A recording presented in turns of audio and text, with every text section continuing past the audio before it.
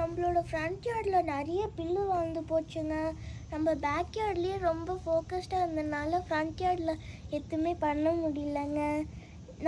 நம்ம ஃபஸ்ட்டு எப்படி இருக்குன்னு அண்ட் லாஸ்ட்டில் எப்படி இருக்குன்னு காமிக்க போகிறேங்க.